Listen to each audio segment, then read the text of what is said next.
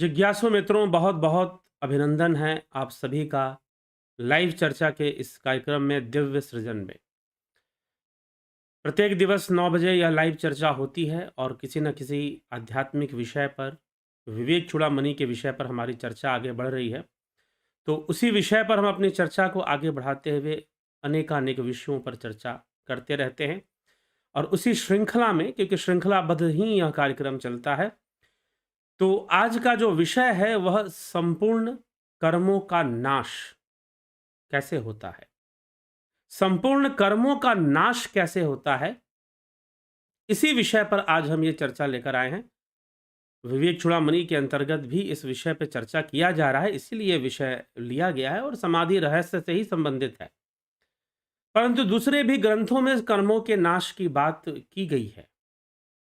भगवान श्री कृष्ण अर्जुन से कर्म नाश के विषय में श्रीमद् भगवद गीता में भी कुछ बातें कहते हैं कि कर्मों से कैसी मुक्ति मिलेगी। तो वो कहते हैं कि यथे धांसी समिधोर अग्नि भस्मसात कुरते अर्जुन, ज्ञान अग्नि सर्वकर्माणि भस्मसात कुरते तथा। कई जगहों पर वर्णन है कर्मनाश का, लेकिन यहाँ पर दो श्लोक हम लेंगे श्रीमद् भगवद गीता से, जहां पर श्री कृष्ण कुछ ऐसा कहते हैं। यथे धांसी समिधोर अग्नि भस्मसात कुरते अर्जुन, ज्ञान अग्नि सर्वकर्माणि भस्मसात कुरते तथा। कि जिस प्रकार से बाहर की अग्नि में, हवन कुंड में द्रव्यों को हम डालते हैं, स्वाहा करते हैं, आहुति देते हैं और वो भस्म हो जाते हैं, वैसे ही ज्ञान की अग्नि में, यहां ज्ञान कहने का तात्पर्य आत्मज्ञान की अग्नि में, आत्मज्ञान की अग्नि में एक योगी साधक भी अपने कर्मों का हवन करता है, अपने कर्मों को भस्म करता है। तो इस प्रकार से कर्मों का नाश होता है जब आत्मज्ञान की साधना होती है। और पूर्ण नाश कब होता है, तो उसकी चर्चा विवेक चूड़ामणि में हो रही है। इसी प्रकार से एक और स्थान पर अर्जुन को समझाते हुए श्री कृष्ण भगवान कहते हैं, यस्व सर्वे समारंभा काम संकल्प वर्जिता ज्ञान अग्नि दग्ध कर्माणु तमाहु पंडितम बुधा। कि अर्जुन, तो उसे पंडित जान जो ज्ञान अग्नि में कर्मों का दहन कर सकते हैं। और वैसे ही पंडित जन दान के योग्य होते हैं। ऐसे पंडितों को, ऐसे महात्माओं को दान करना चाहिए जो अपने ज्ञान अग्नि में कर्मों का दहन कर सकते हैं, जिनके पास वैसा आध्यात्मिक ज्ञान है जिससे कर्मों का दहन हो सकता है। तो वो कौन से ज्ञान की चर्चा कर रहे हैं? क्या किताबी ज्ञान की चर्चा कर रहे हैं? क्या व्यवहारिक ज्ञान की चर्चा कर रहे हैं? जी नहीं, पूर्णतः पारमार्थिक ज्ञान की चर्चा कर रहे हैं, आध्यात्मिक ज्ञान की चर्चा कर रहे हैं। जो आत्मज्ञानी है, जो आत्मा को जानने वाला है, जो निधिध्यासन करने वाला और जो ध्यान योगी है, उसी के अंदर ऐसा सामर्थ्य है कि वह अपने कर्मों का नाश पूर्णतः कर सकता है। कैसे कर सकता है? अपने ध्यान योग से करते हुए समाधि अवस्था में उसके संपूर्ण कर्म नष्ट हो जाते हैं। तो एक ऐसी अवस्था बनती है जहां पर संपूर्ण कर्मों का नाश होता है, क्योंकि वहां अंतःकरण नहीं टिकता, मन बुद्धि चित्त अहंकार। कर्मों को रखने वाले, संजोने वाले, संचय करने वाले, संचित कर्मों का संचय करने वाला यह जो चित्त है, वह समाधि अवस्था में नहीं रहता। उस चित्त का भी लय हो जाता है निर्विकल्प समाधि में। सविकल्प में रहता है, निर्विकल्प समाधि अवस्था में वह नहीं रहता। उस चित्त का पूर्ण लय माना गया है। तो उसके कर्म भी नहीं रहते, तो उसकी भावनाएं भी नहीं रहती, तो उसका कुछ आवागमन भी नहीं रहता। ठीक है? तो इस प्रकार से हमें यह बात समझना चाहिए कि ज्ञान अग्नि में जो योगी पुरुष हैं अपने कर्मों का दहन करते हैं, जो पंडित जन हैं वो भी अपने कर्मों को दग्ध करते हैं। तो वही ज्ञान अग्नि ज्ञानी, आत्मज्ञानी जो पंडित जन, जो योगी जन हैं, उन्हीं के द्वारा यह कर्मों का नाश संभव है। अन्यथा कर्मों का बंधन संभव है, कर्मों का नाश फिर संभव नहीं है। कोई और ऐसा कह दे, कोई कह दे कि नहीं ऐसा कर लो कर्मों का नाश हो जाएगा, कोई कह दे वैसा कर लो कर्म। हाँ, कर्मों का फल दिया जा सकता है, नाश नहीं किया जा सकता। कर्मों का फल दिया जा सकता है या फल का बदलाव किया जा सकता है, लेकिन कर्मों का नाश नहीं किया जा सकता। कर्मों के नष्ट होने का बस एक ही मार्ग है और वो है समाधि। दूसरा कोई मार्ग नहीं है। हाँ, उसमें बदलाव आ जाए, उसमें बदलाव आ जाए। जैसे कि अगर आपसे के द्वारा कोई पाप हुआ था और आपने कोई पुण्य कर लिया, आपने अगर कोई पुण्य कर दिया तो उस पाप के फलों में कमी आ सकती है। या आपने कोई सेवा कर दी तो आपको उस जो पाप भोगना था उसमें कोई कमी आ सकती है। ऐसा संभव है। क्योंकि कई बार आश्रमों में और कई जगहों पर गुरुजनों के द्वारा ये कहा जाता है कि बेटा सेवा करोगे, जो मैं साधना करो चाहे ना करो, ध्यान योग करो ना करो, सेवा कर लो और सेवा से तुम्हारे सारे कर्म नष्ट हो जाएँगे। जी नहीं, ऐसा नहीं होगा। कर्मों की दिशा बदल जाएगी। कर्मों की दिशा थोड़ी बदल जाएगी, लेकिन कर्म नष्ट हो जाएँगे ऐसा नहीं। ये असंभव है। कर्म तो रहेंगे ही रहेंगे, आवागमन रहेगा ही रहेगा और जब कर्म रहेंगे तो पाप भी होगा, पुण्य भी होगा। ठीक है, आज आप किसी बहाने पुण्य कर रहे हैं, सेवा कार्य कर रहे हैं तो पुण्य हो सकता है, परंतु पाप भी हो सकता है। ठीक है? पाप पुण्य बने रहते हैं, प्रकृति के 3 गुणों के वशीभूत पाप पुण्य होते हैं। तो आप हमेशा एक गुण को बना के रखेंगे ऐसा तो है नहीं, समय आने पर वो पाप, वो तमोगुण और रजोगुण जब मिलकर हावी हो जाएँगे तो आपसे पाप भी करवा लेंगे। यही प्रकृति का खेल है सारा। इसीलिए इस चक्कर से जो लोग ये कहते हैं कि नहीं भाई पुण्य करो और पुण्य करोगे तो फिर तुम्हारे कर्म अच्छे और उसका फल अच्छा मिलेगा, ये हमेशा नहीं चलने वाला। प्रकृति का बल आपसे अधिक है और वह आपसे पाप भी करवा सकती है, करवाती है। इसीलिए सम की अवस्था को प्राप्त करने का प्रयास करना चाहिए। इसीलिए ध्यान लीन होने का प्रयास करना चाहिए, आत्म स्थित होने का प्रयास करना चाहिए, क्योंकि आत्म स्थिति में सम की अवस्था बन जाती है और ना वहां कोई पाप होता है और ना वहां कोई पुण्य होता है, ना कोई मिश्रित कर्म और कर्मों से मुक्ति। संपूर्ण और समाधि अवस्था में आत्म स्थित होकर जब समाधि अवस्था प्राप्त होती है तो समाधि अवस्था में संपूर्ण कर्मों का ही नाश हो जाता है। इसी को भगवान कृष्ण ने उस समाधि में हम अपने चित्त वृत्ति की आहुति देते हैं, हम अपने कर्मों की आहुति देते हैं जब हम ध्यान योग करते हैं। जब हम ध्यान योग करते हैं तो हम अपने कर्मों की आहुति दे रहे होते हैं और उससे कर्मों का नाश अवश्य हो जाता है। ठीक है, तो हमें यह विषय थोड़ा सा विचार करना है, समझना है और समझकर इस विषय का चिंतन करके कि कर्मों का नाश, संपूर्ण कर्मों का नाश निर्विकल्प समाधि अवस्था में हो पाता है। और इसी बात को आदि गुरु शंकराचार्य और निर्विकल्प समाधि अवस्था तक पहुंचने के लिए जो प्रयास हम करते हैं, जो ध्यान योग करते हैं, जो अभ्यास करते हैं, वो सब का सब ज्ञान यज्ञ है। वह ज्ञान यज्ञ ही है। बाकी अनेकानेक कर्म करने से, चाहे आप संसार में कोई पुण्य का काम कर रहे हो, चाहे सेवा कर रहे हो, तो वो कर्मों की दिशा बदल जाएगी। कर्मों की दिशा उससे बदल सकती है, आपका पुण्य बढ़ सकता है और उस पुण्य का फल आपको मिल सकता है। जहां आपको बहुत बुरा फल भोगना था उसमें कमी आ सकती है, लेकिन खत्म नहीं हो सकती। खत्म तो मात्र समाधि अवस्था में ही होती है। ध्यान योग से ही कर्मों का प्रभाव कम होता है और कर्म खत्म हो सकते हैं। दूसरा कोई उपाय इसके लिए शास्त्र नहीं बताते हैं, नहीं बताते। ठीक है, तो इसी प्रकार से गुरु भी अगर हमारे कर्मों का नाश करेगा तो हमें ध्यान योग सिखाकर, हमें ब्रह्म ज्ञान से जोड़कर और हमें उस मार्ग को बताकर जिसके द्वारा हम ब्रह्मलीन हो सके, ब्रह्म स्थित हो सके, आत्म स्थित हो सके, उसके द्वारा ही यह संभव है कि हम अपने कर्मों का नाश कर पाएंगे। ठीक है, यही प्रक्रिया है, यही प्रोसेस है। और कोई ऐसे, क्योंकि कर्मों का नाश होना, संपूर्ण कर्मों का नाश होना तो मोक्ष ही है, मुक्ति ही है, क्योंकि वही निर्विकल्प समाधि है। फिर से वही बात आ जाती है कि आश्रमों में ये बात कहना पड़ता है, क्योंकि मैंने खुद ऐसी चीज़ों को देखा, सुना कई जगहों से, और कई लोग जो विभिन्न आश्रमों से जुड़े हैं, जब वो किसी को जोड़ते हैं, तो वो यही कहते हैं कि तुम्हारे सारे पाप नष्ट हो जाएँगे। पाप क्यों नष्ट होंगे? पुण्य भी नष्ट करो ना, क्योंकि पाप भी बंधन है, पुण्य भी बंधन है। बंधन के रूप में दोनों ही हैं। आज पाप हो रहे हैं तो आप प्रकृति के वशीभूत अपने आप कल पुण्य करेंगे। हो सकता है कि अगर आप रह गए, आपकी मुक्ति नहीं हुई, आपका मोक्ष ना हुआ, आप निर्विकल्प समाधि तक नहीं पहुंचे, तो हो सकता है कि दोबारा आपसे बार-बार पाप हो सकते हैं, रिपीट हो सकता है। तो इस काल चक्र का, इस कर्म चक्र का, कर्म फल का जो यह बंधन है, यह जो चक्र है, इसका समाधान यही है कि आप समाधि को प्राप्त करें, निर्विकल्प समाधि में जाएं। लेकिन कई जगहों पर कहा जाता है कि हमारे गुरुजी चुटकी बजाएंगे और सारे कर्म काट देंगे और मुक्ति मिल जाए।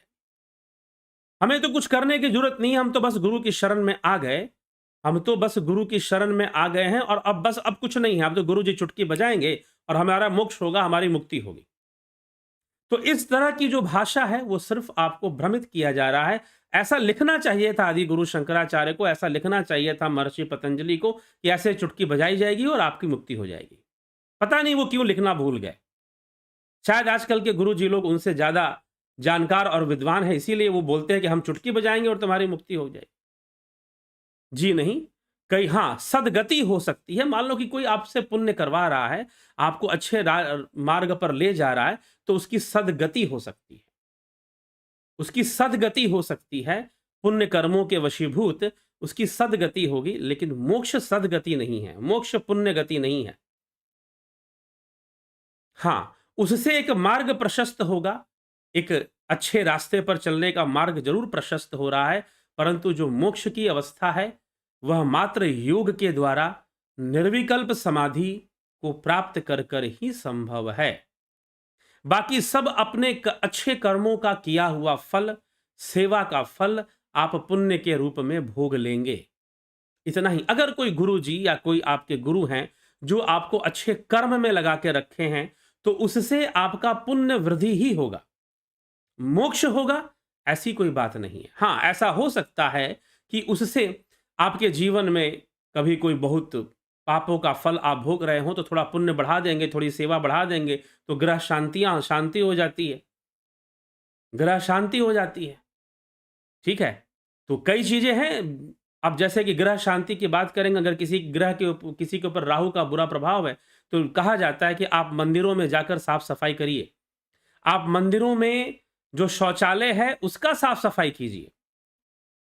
अगर आप करते हैं, तो राहु के बुरा असर आपके ऊपर नहीं पड़ेगा। आप किसी आश्रम से जुड़ गए और वहाँ जाकर जो काम आप घर में भी नहीं करते थे, वहाँ करने लगे, वहाँ आप जूते पोंछने लगे। आप जहाँ पर जोड़े रखे जाते हैं ना जूते के, वहाँ पर आपने सेवा ले ली। आपने झाड़ू-पोछा करना शुरू कर दिया। घर में कहीं करते थे, लेकिन आप किसी आश्रम मंदिर से आप कहीं से जुड़ गए, डेरा-वेरा से, और वहाँ आपने शुरू कर दी, तो आपके राहु शांति तो होगी वहाँ पर, पुण्य बढ़ रहा है। ठीक है? आप उस भावना से कर रहे हैं, तो आपको उसका फल मिलना शुरू हो जाता है। तो इस तरह से थोड़ा-सा बदलाव आ सकता है, लेकिन किसी ने चुटकी बजाते ही मुक्ति दे दी या मोक्ष दे दिया, ऐसा नहीं होता है। अगर ऐसा होता, तो निश्चय ही हमारे शास्त्र ऐसा कहते कि गुरु चुटकी बजाते ही ऐसा कर देगा। मूल शास्त्र, मैं कथा कहानियों की बात नहीं कह रहा। कथा कहानियों में भी जो बातें आती हैं, वो साधकों की अपनी साधना से हुई हैं। किसी की मुक्ति हुई है, अजामिल का कल्याण हुआ है, नारायण नारायण कहने से कल्याण हुआ है, तो मात्र 1-2 बार नारायण कहने से नहीं हुआ।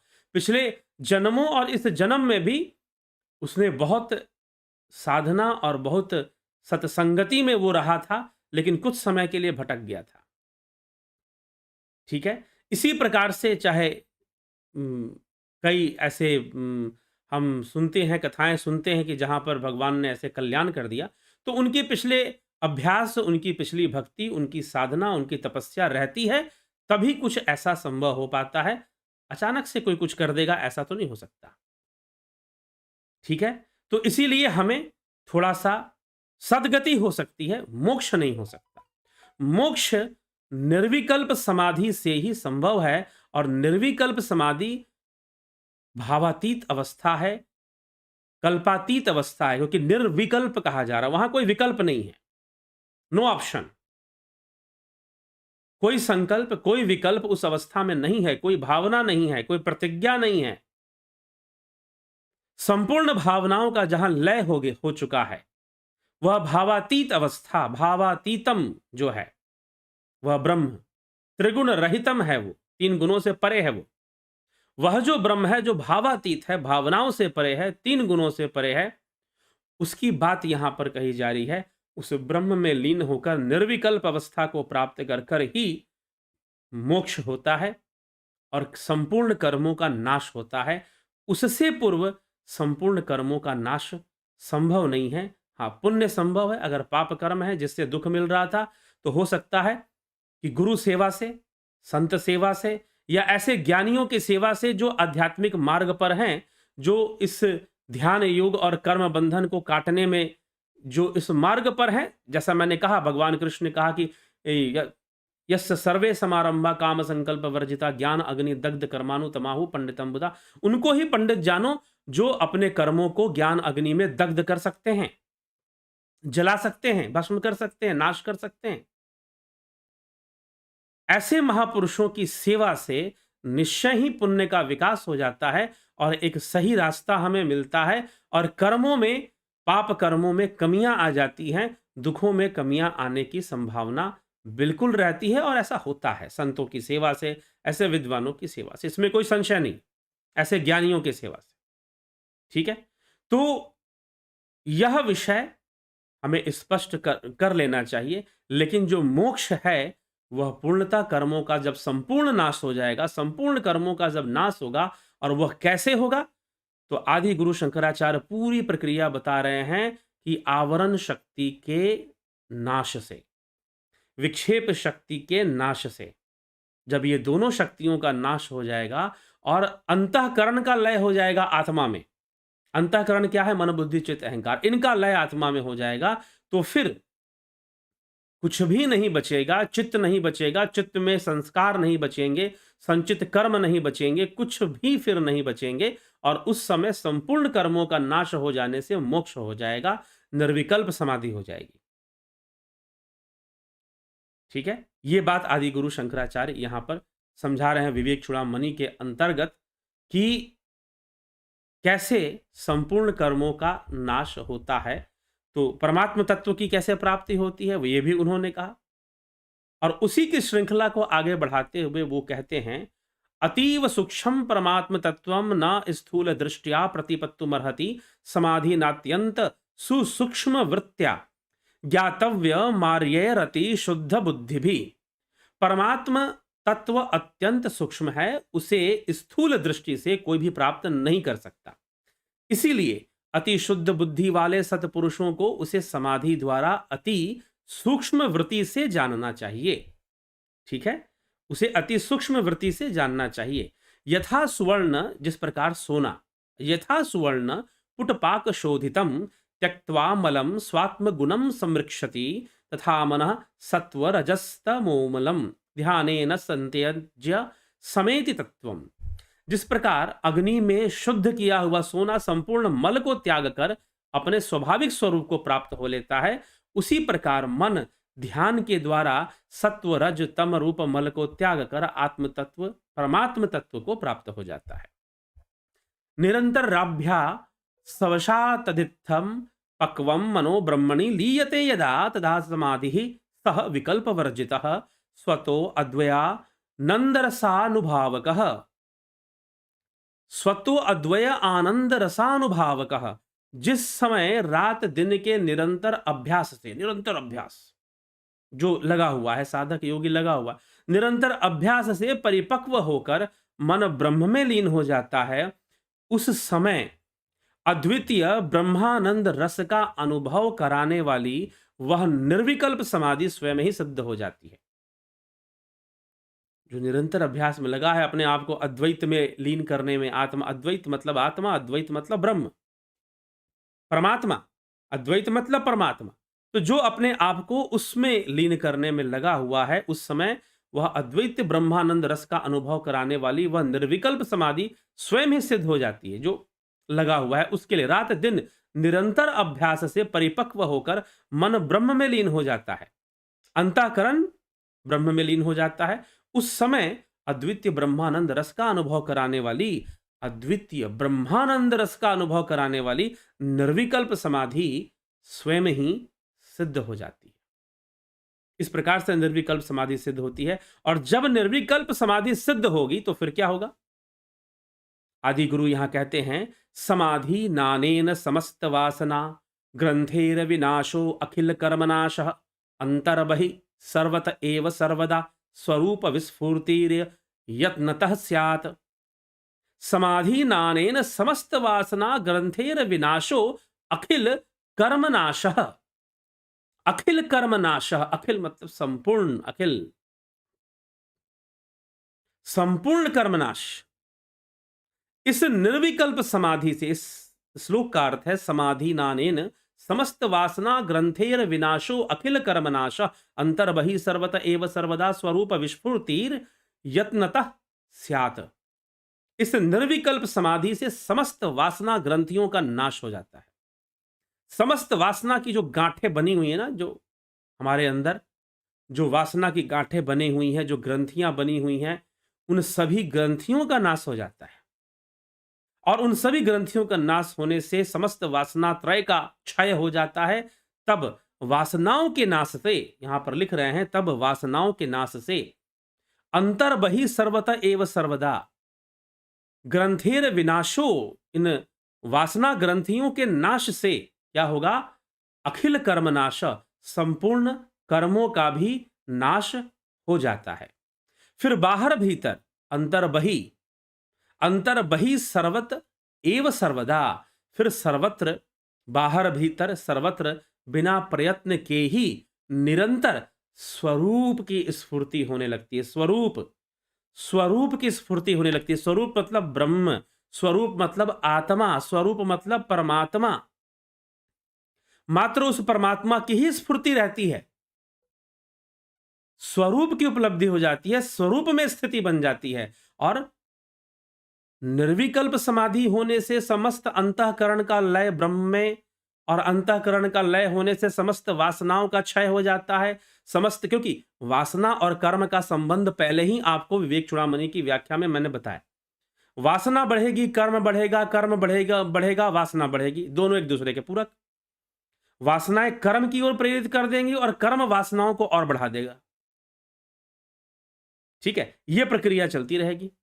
तो जब अंतःकरण का लय हुआ, वासनाओं का क्षय हो गया, वासना त्रय का क्षय हो गया, वासना ग्रंथियों का नाश हो गया, तो इसी से निर्विकल्प समाधि की अवस्था में संपूर्ण कर्मों का नाश हो जाएगा। ग्रंथेर विनाशो अखिल कर्म नाशः, ये कह रहे हैं अंतर्बहि सर्वत एव सर्वदा, अंतर्बहि सर्वत एव सर्वदा स्वरूप विस्फूर्तिर यत्नतः स्यात्।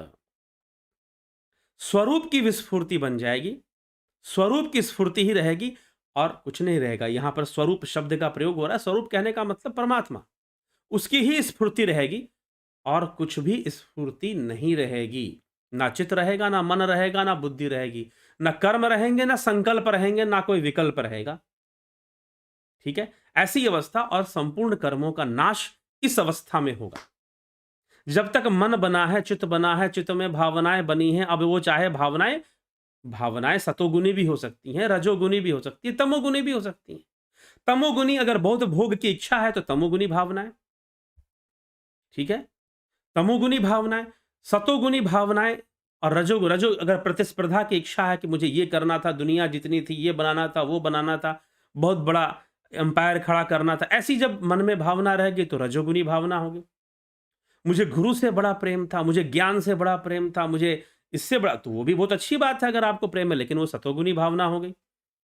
तो जब तक ये भावनाओं का साम्राज्य रहेगा तब तक मोक्ष नहीं है, तब तक मुक्ति नहीं है। मुक्ति तो निर्विकल्प समाधि में है। ध्यान योग के द्वारा निरंतर आगे बढ़ते हुए निर्विकल्प समाधि को प्राप्त करने से संपूर्ण कर्मनाश होता है, अखिल कर्मनाश होता है। तो यही समाधि, निर्विकल्प समाधि का जो मार्ग है, जो ध्यान योग है, जो निधिध्यासन है, निधिध्यासन क्या है हम आगे चर्चा करेंगे अभी। तो जो यह विषय है उसी से निर्विकल्प समाधि सिद्ध होती है और निर्विकल्प समाधि सिद्ध होने से ही जीव का मोक्ष है। यही अवस्था मोक्ष कहलाती है। मोक्ष हम ये करेंगे तो मुक्ति हो जाएगी, हम वो करेंगे तो मुक्ति हो जाएगी, जी नहीं। स्वरूप की प्राप्ति करोगे तभी मुक्ति होगी। भगवान शिव स्वयं संभवतः स्कंद महापुराण में वो एक बात कहते हैं, शिव की वाणी है, वो कहते हैं कि इदम तीर्थमिदम तीर्थ भ्रमंती तामसा जना, इदम तीर्थमिदम तीर्थ भ्रमंती तामसा जना, जो बहुत सारे तीर्थों की यात्रा करते हैं। इदम तीर्थमिदम तीर्थ भ्रमंती, तीर्थों का भ्रमण करते हैं, वो तामसी लोग, तामसा जना, आत्म तीर्थम न जानंती कथम मोक्षम वरानने, हे वरानने, हे पार्वती, वो आत्म तीर्थ का ज्ञान नहीं रखते, वो आत्म तीर्थ को नहीं जानते। वो बहुत सारी बाहरी तीर्थों का, अब तीर्थों की यात्रा क्या गलत है? बिल्कुल गलत नहीं है, अच्छी चीज है। आपका पुण्य बढ़ेगा, आपका सतोगुण बढ़ेगा, पुण्य बढ़ेगा, ये सब होगा तीर्थ यात्रा से। ठीक है? क्योंकि अच्छे काम के लिए आप धन व्यय कर रहे हैं, अपना समय व्यय कर रहे हैं, तो आप तीर्थ यात्रा कर रहे हैं, परंतु आप ऐसा भ्रम पाल के ना रखें कि तीर्थ यात्रा से मोक्ष हो जाएगा। पहले मोक्ष कहते किसको हैं, यह समझिए। किस चिड़िया का नाम मोक्ष है, पहले ये तो पता हो। ये पता है ही नहीं और फिर भी तो मोक्ष प्राप्ति के लिए भागे जा रहे हो। क्या अवस्था है मोक्ष, ये नहीं पता, फिर क्या करोगे मोक्ष प्राप्त करके? पता नहीं कौन-सी चीज़ को मोक्ष समझ रखा हो। ठीक है? तो ये हमें ये समझना है, इसीलिए मोक्ष कोई ऐसी चीज़ नहीं है कि ऐसा करने से या वैसा करने, ये तो स्वतंत्रता है। संपूर्ण जो वासनात्रय का बंधन है, त्रिगुणी माया का बंधन है, इन सभी बंधनों से स्वतंत्रता है। और संसार में जो दुःख है और संसार में जो सुख है, वो इन त्रिगुणी माया के कारण है। अगर संसार में सुख मिल रहा है, सफलता मिल रही है, तो भी उस त्रिगुणी माया के कारण है, और अगर दुःख मिल रहा है, तो भी उस त्रिगुणी माया के कारण ही है। ठीक है? तो यह हमें थोड़ा-सा विचार कर लेना है, और निर्विकल्प अवस्था में जहाँ कोई त्रिगुणी माया नहीं रहती, जहाँ कोई 3 गुण नहीं, जहाँ कोई मन, बुद्धि, चित्त, अहंकार नहीं, निर्विकल्प अवस्था में ही संपूर्ण कर्मों का नाश होता है और मोक्ष होता है। तो संपूर्ण कर्मों का नाश करने का तरीका यही है। ठीक है? तो इसी तरह से समाधि अवस्था, निर्विकल्प अवस्था में ही ये संभव है। तो ध्यान योग ही वह ज्ञान यज्ञ है। ध्यान योग ही वह ज्ञान यज्ञ है जिसके द्वारा संपूर्ण कर्मों का नाश संभव है, या कर्मों के प्रभाव को कम किया जाता है। ध्यान योग करने से हमारे जो बुरे कर्म हैं उनके प्रभाव में भी कमी आ जाती है। तो इस प्रकार से हमें विचार कर कर इस विषय को समझकर चलना चाहिए, और संपूर्ण कर्मों के नाश हेतु ध्यान योग का मार्ग अपनाना चाहिए। चलिए इसी के साथ विराम देंगे। बहुत बहुत आभार आप सभी का। नेचुरोपैथी कोर्स ज्वाइन करना चाहते हैं, 14 जनवरी से 2022 14 जनवरी से शुरू होगा। आपको विदित है 2022 शुरू हो चुका है, तो 14 जनवरी से 2022 से यह कोर्स शुरू होगा। ध्यान योग भी शुरू होगा। आप दोनों करना चाहते हैं तो दोनों भी कर सकते हैं। ठीक है? तो इसी के साथ विराम देते हैं आज के इन विचारों को। ठीक है? कल फिर 9 बजे लाइव चर्चा का कार्यक्रम लेकर हम उपस्थित होंगे। आप इसका पूरा-पूरा लाभ उठाइए, लाभान्वित होइए और सही रास्ते पर चलकर अपना कल्याण कीजिए। समाज को भी कुछ दे सकें और जीवन जीना सीख सकें, सिखा सकें, यही उद्देश्य है। इसी उद्देश्य से बहुत सारी बातें इस चैनल के माध्यम से, आध्यात्मिक बातें की जाती हैं, लाई जाती हैं। बहुत-बहुत आभार आप सभी का। ओम तत्सत।